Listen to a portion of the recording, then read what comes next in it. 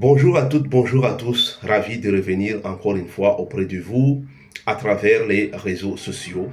Je suis toujours dans mes interventions politiques. Aujourd'hui, le sujet, c'est toujours politique. Aujourd'hui, j'ai décidé de parler de la célébration des 50 ans de l'économie nationale.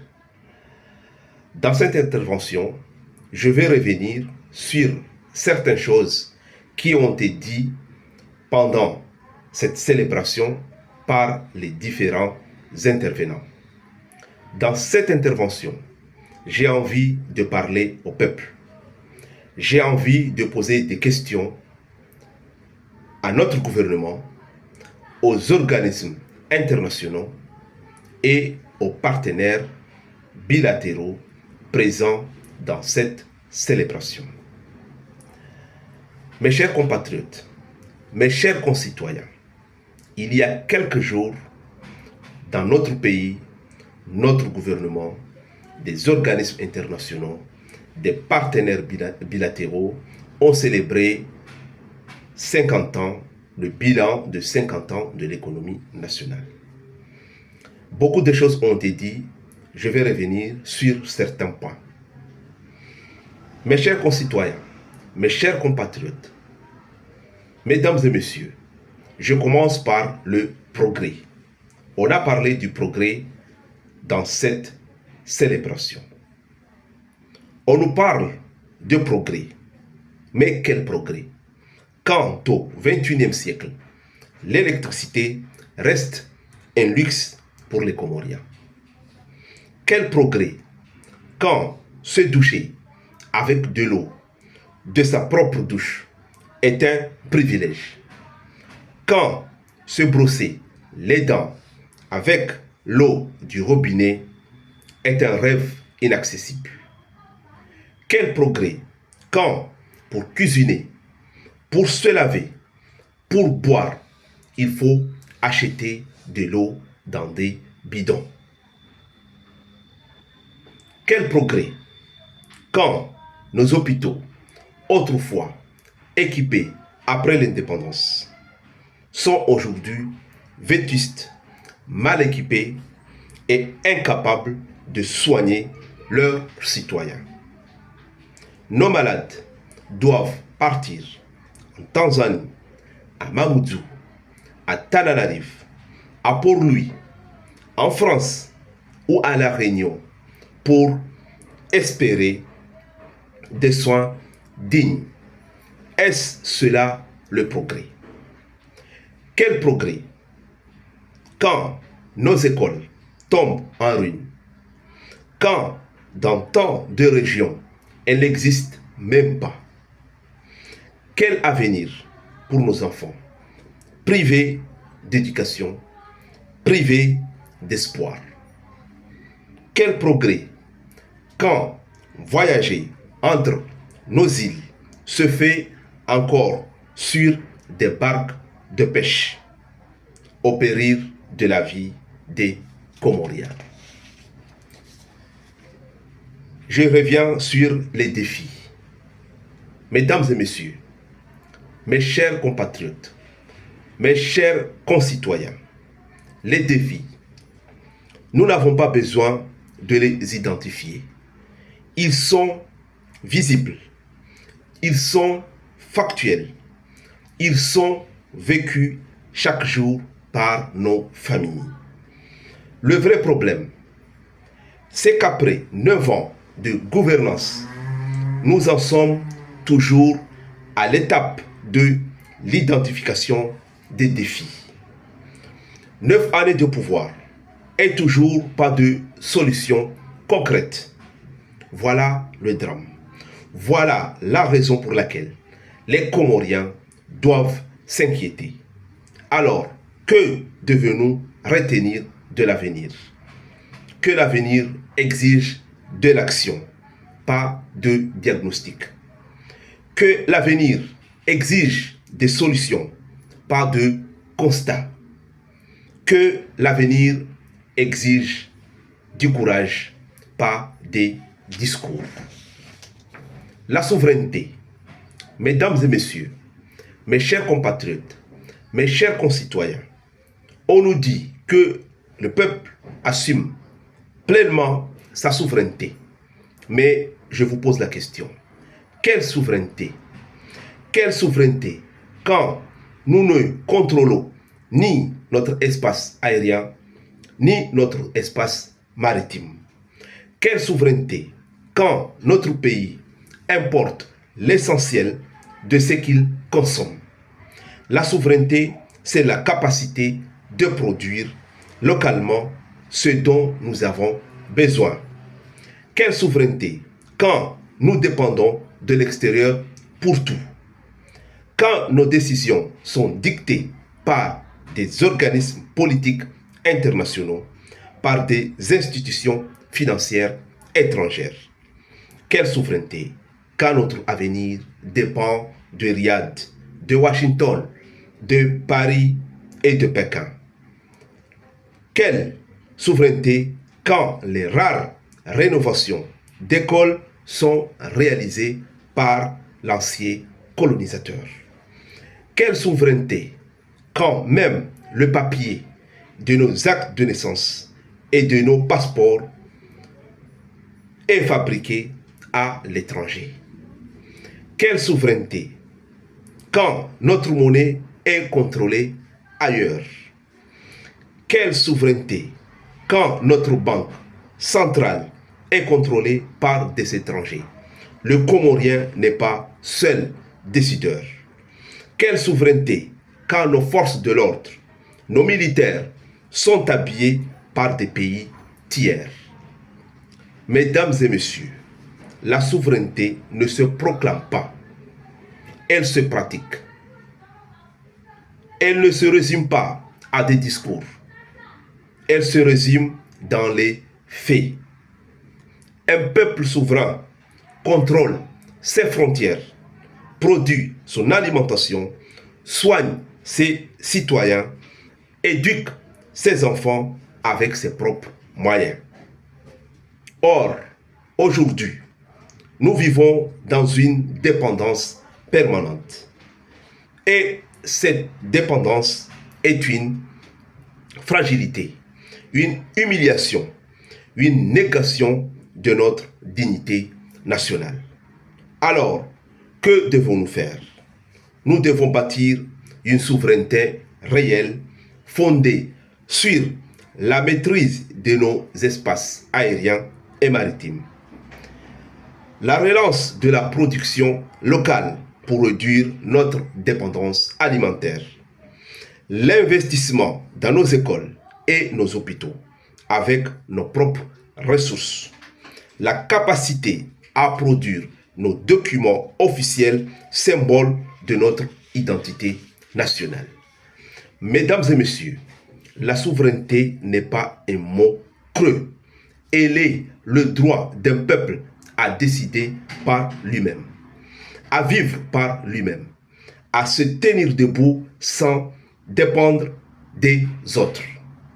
C'est ça la souveraineté. Le peuple comorien mérite une souveraineté réelle, pas une souveraineté proclamée. Le peuple comorien mérite de vivre dans la dignité, pas dans l'illusion. Revenons à l'administration publique. Mesdames et messieurs, mes chers compatriotes, mes chers concitoyens, on a salué le fait que l'administration publique, la santé et l'enseignement supérieur soient dirigés par des cadres nationaux. Mais je vous pose la question, en quoi ce fait factuel est-elle un tournant pour notre pays? Est-ce dans les capitales régionales que les Comoriens se soignent? Non. Le manque de spécialistes en médecine est déplorable. Et pourtant, on n'en parle pas. Quelle administration peut-on vanter quand tout est concentré à Moroni? Quand un Moélien, un Anjouanais, doit se déplacer jusqu'à là pour une simple démarche administrative. Même le service judiciaire est assuré par des nationaux Et que voyons-nous? Les catastrophes, les dégâts, les injustices, les magouilles, les dérives autoritaires qui s'accumulent. Mesdames et messieurs, mes chers concitoyens, mes chers compatriotes, diriger par des nationaux n'est pas en soi un progrès. Si cela ne s'accompagne pas de compétences, de proximité et de résultats. La souveraineté administrative ne se mesure pas au nombre de cadres nationaux, mais à la qualité de services rendus au peuple. Un tournant véritable dans notre administration, ce serait une administration décentralisée, proche des citoyens, qui ne les oblige pas à traverser la mer pour un simple papier, pour un simple démarche administrative. Une justice qui protège, qui rassure, qui répare, et non une justice qui détruit, qui tue. Mesdames et messieurs, mes chers compatriotes, mes chers concitoyens, le peuple comorien ne demande pas des symboles. Il demande des résultats. Il ne demande pas des discours. Il demande des services publics dignes. Il ne demande pas des cadres nationaux pour la forme. Il demande des cadres compétents pour le fond. Le vrai tournant pour notre pays, ce sera le jour où l'administration, la santé, l'éducation serviront réellement les Comoriens partout, dans chaque île, sans exclusion ni privilège. Revenons aux avancées significatives. Mes chers concitoyens, mes chers compatriotes, mesdames et messieurs, on nous dit que notre pays enregistre des avancées significatives, notamment dans le domaine social et économique. Mais je vous le demande, quelles avancées? Le domaine social repose sur des politiques de santé, d'éducation, d'emploi, d'aide sociale, de soutien aux plus vulnérables, de la sécurité sociale et de réduction des inégalités. Or, que voyons-nous? La santé et l'éducation, j'ai déjà démontré les problématiques factuelles. Nos hôpitaux sont vétustes, nos écoles délabrées et nos enfants privés d'un avenir digne. L'emploi, aucune politique de création d'emplois. Le chômage est massif, il n'a pas besoin d'être démontré. C'est un fait. L'aide sociale, inexistante. L'aide aux plus vulnérables est un mirage. Les inégalités sociales, elles aussi, sont visibles et indiscutables. La sécurité sociale, seule mesure mise en place récemment, mais elle est à prouver. Il est très tôt pour jubiler. Mes chers concitoyens, mes chers compatriotes, mesdames et messieurs, des vraies avancées sociales seraient un engagement du gouvernement à soutenir la rentrée des élèves sur l'achat des fournitures scolaires. Une école publique gratuite et accessible à tous. Une aide financière aux personnes handicapées. Un soutien réel aux familles les plus vulnérables. Voilà ce que signifie le social dans les pays qui en font une priorité. Voilà ce qui est réel et non de la fiction. Quant au domaine économique, j'ai déjà démontré, nous n'avons pas d'économie autonome. Nous dépendons extraordinairement de l'extérieur. Parler d'avancées significatives dans ce domaine, c'est une exagération. C'est vendre du mirage. C'est un clin d'œil cynique aux partenaires et aux organismes internationaux. Mesdames et messieurs, mes chers concitoyens, mes chers compatriotes, tant que la santé, l'éducation, l'emploi, la justice, l'électricité, l'eau, la justice sociale resteront des promesses creuses. Nous ne pourrons pas parler d'avancées significatives. Le peuple comorien mérite des politiques réelles, pas des illusions, pas des discours. Il mérite des actes. Il mérite des résultats, pas des slogans. Il mérite la dignité, pas le mirage. Revenons aux acquis. On a aussi parlé des acquis. Mes chers compatriotes, mes chers concitoyens, mesdames et messieurs, quand on parle aujourd'hui de perspectives, de projets, de consolidation des acquis, mais je tiens à rappeler une vérité simple et douloureuse. Les acquis, nous les avons déjà perdus. Nous les avons abandonnés, laissés s'effriter sous nos yeux. Les acquis, ce n'étaient pas des promesses abstraites, c'était du concret, du vécu, du quotidien.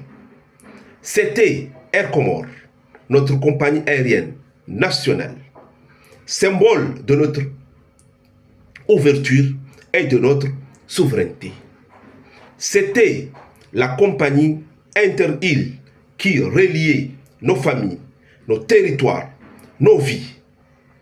C'était l'électricité dans nos foyers sans coupure interminable et l'eau qui coulait dans nos robinets garantissant dignité et santé.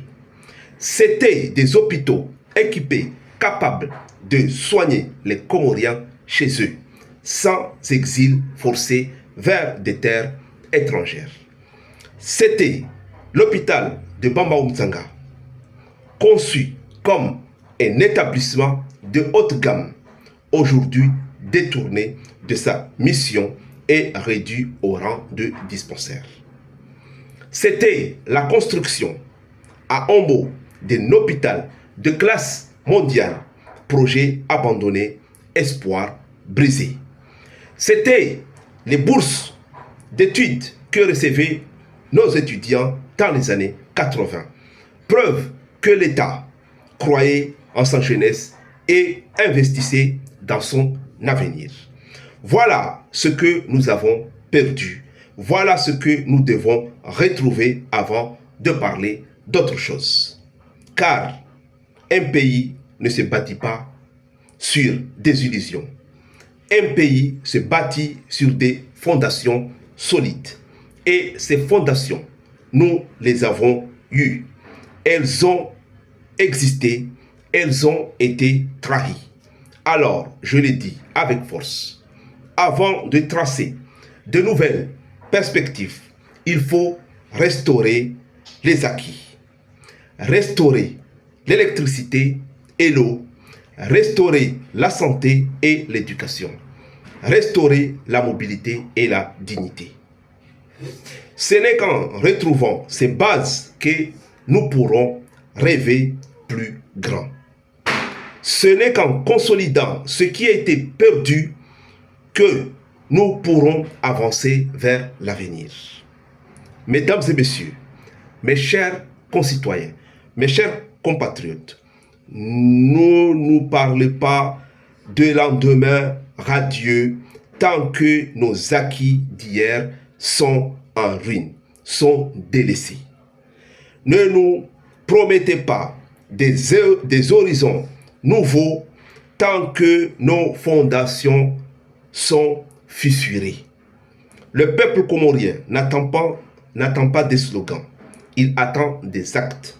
Il attend que l'on rende à son quotidien la dignité qu'il mérite. Et je vous le dis, l'histoire jugera ceux qui ont gouverné, oubliant les acquis durement construits par un quotidien meilleur et un avenir radieux pour les citoyens. L'émergence, revenons à l'émergence. Le plan Comores émergent. Mes chers compatriotes, mes chers concitoyens, mesdames et messieurs, cela fait 9 ans qu'on nous parle de plan commun émergent. C'est un leurre, un outil de communication politique plutôt qu'un véritable plan de développement.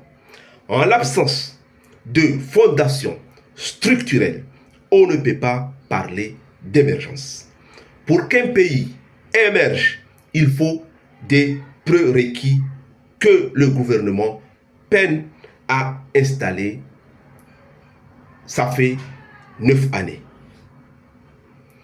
L'énergie, la justice et l'état de droit. Aucun investisseur sérieux sans aide publique ne s'installe durablement si le cadre juridique est instable et partiel. Un plan sérieux viserait à produire localement ce que les Comoriens consomment. Un plan sérieux construirait les services de base, eau, santé, éducation dans tout le territoire national. Mes chers compatriotes, mes chers concitoyens, mesdames et messieurs, qu'est-ce qui se passe dans notre pays? Pourquoi cette célébration de 50 ans de l'économie nationale? Quand on sait que les problèmes sont énormes. Le quotidien du citoyen comorien est difficile. Notre gouvernement a célébré 50 ans d'évolution économique en vantant des chiffres, oubliant la réalité du pays, la réalité du quotidien difficile du citoyen. C'est une mise en scène du succès pour satisfaire des agendas qui dépassent les frontières du pays. Célébrer 50 ans d'évolution économique alors que le panier de la ménagère est vide et que l'électricité est un luxe est un contresens total pour le citoyen. Mais pour le pouvoir et certains partenaires, cette célébration répond à des objectifs bien précis qui n'ont rien à voir avec le bien-être des Comoriens. Cette initiative ressemble à une opération de communication pilotée de l'extérieur. Mesdames et messieurs, mes chers concitoyens, mes chers compatriotes, pendant des décennies, les cabinets de conseil et les organismes financiers ont brandi le PIB comme l'étendard du progrès. Dans cette cérémonie de bilan de 50 ans de l'économie nationale, ils ont aligné les indicateurs classiques: espérance de vie, mortalité infantile, taux de scolarisation, etc., etc. Comme si ces chiffres suffisaient à dire la vérité d'une société. Ces indicateurs étaient seuls juges, mais aujourd'hui, nous savons que ce juge est dépassé.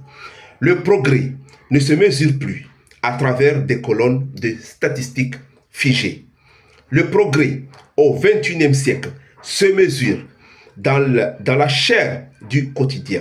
Car qu'est-ce qu'une économie en progrès, sinon la vie réelle des citoyens? Combien de fois un homme ou une femme peut manger par jour? Comment il est soigné lorsqu'il tombe malade? Combien de fois sa maison est éclairée? Et si l'électricité ne lui est pas un luxe? Combien de personnes travaillent? Et si ce travail leur donne dignité et avenir? Voilà les véritables indicateurs. Voilà la mesure fiable. Alors oui, continuer à brandir le PIB comme unique horizon, c'est non seulement obsolète, mais c'est cynique. Car derrière ces chiffres, il y a des vies invisibles, des souffrances tues, des citoyens relégués. Je vous l'ai dit, le progrès ne se lit pas dans les bilans financiers. Il se lit dans les visages, dans la lumière des foyers, dans la santé des enfants, dans la dignité des travailleurs. Le XXIe siècle exige une vision multidimensionnelle. Mesdames et messieurs, mes chers concitoyens, mes chers compatriotes, le véritable juge, ce n'est plus le PIB, c'est le quotidien du citoyen. Mes chers compatriotes, mes chers concitoyens, mesdames et messieurs, les institutions comme le FMI, la Banque mondiale ou certains partenaires bilatéraux ont besoin de success stories pour justifier les fonds injectés. C'est ce qui se passe dans notre pays. C'est pourquoi on a célébré 50 ans de l'économie nationale. Car si ces organismes admettent que l'économie est à l'agonie après 50 ans d'aide, cela signifie que leurs propres politiques ont échoué. C'est pourquoi ils financent, ils encouragent ces célébrations, ils valident leur propre travail et permettent de débloquer de nouveaux prêts, même si la réalité sur le terrain est catastrophique. En vantant des chiffres macroéconomiques, souvent déconnectés de la réalité microéconomique, le gouvernement tente de rassurer les créanciers. On fait des chiffres de croissance, tout en ignorant les chiffres du développement, la pauvreté, car le PIB parle aux banquiers alors que la pauvreté ne parle qu'au peuple. Des chiffres produits par des cabinets de conseil. Des chiffres qui ignorent la réalité du citoyen, car la réalité du citoyen, elle est faible. Elle est faite de débris, d'inflation galopante et de manque d'opportunités. Des dirigeants souciants de ces citoyens ressentiraient une forme de pudeur ou de honte à fêter une économie en berne. Le fait de fêter prouve que le pouvoir ne vit plus dans le même pays que ses citoyens. Le pouvoir préfère satisfaire des organismes et des institutions financières plutôt que de satisfaire ses propres citoyens. Mes chers compatriotes, mes chers concitoyens, mesdames et messieurs, enfin, une économie qui ne nourrit pas son peuple n'a rien à fêter. Les 50 ans devraient être l'occasion d'un bilan critique et d'une demande de pardon pour les occasions manquées, plutôt d'une parade de chiffres artificiels. Voilà ce que j'avais à dire par rapport à cet événement, une célébration de 50 ans de l'économie nationale. Je m'arrête là. À la prochaine, Inch'Allah.